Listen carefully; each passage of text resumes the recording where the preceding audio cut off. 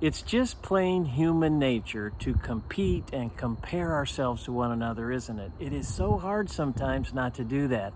Let's talk about that in your morning cup of inspiration. Thanks for joining me today. Peter was the same way. 21st chapter of John, listen to what happens. He's talking with Jesus.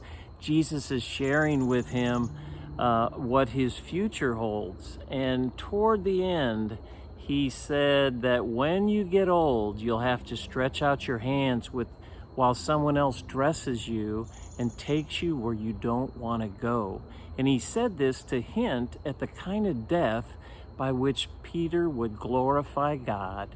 Then he commanded him, "Follow me." So he's basically saying, you're going to die for doing what you're doing, but don't lose sight of the fact, I need you to follow me. So then what does Peter do? He turns around and he notices John behind him. And so he says, "Master, what's going to happen to him?" He wanted to know. He was comparing himself to John. And Jesus said, "Hey, if I want him to live till I come again, what's that to you?" And he says it again, "You follow me." He was not going to let Peter play the compare game. He wanted Peter to be fully engaged in following him, not looking to someone else, not caring what John did. He had his own battle to run.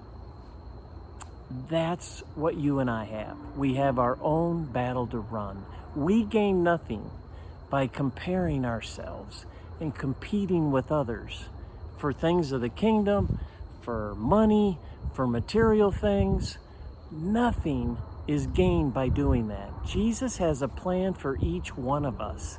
I was talking to my wife yesterday, and we were just talking about how some people, we're starting to hear people coming out of this pandemic saying, "So what did you learn?"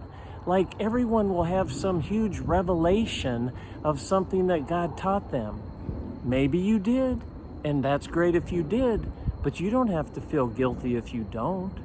Sometimes some of us may come out of it with just an acknowledgement that our maturity had been what it should be, and we handled the pandemic accordingly.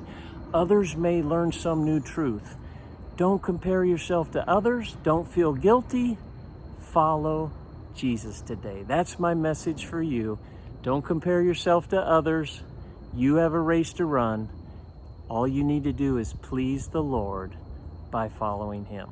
God bless.